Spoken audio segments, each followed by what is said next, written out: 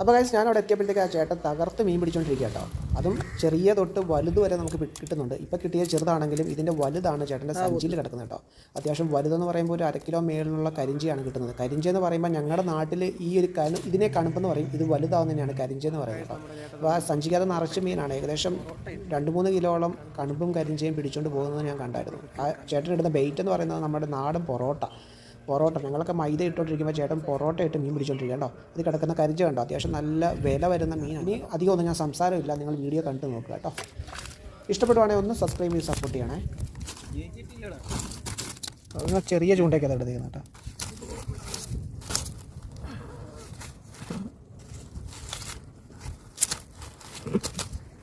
ഭയങ്കര ആരോഗ്യമാണ്.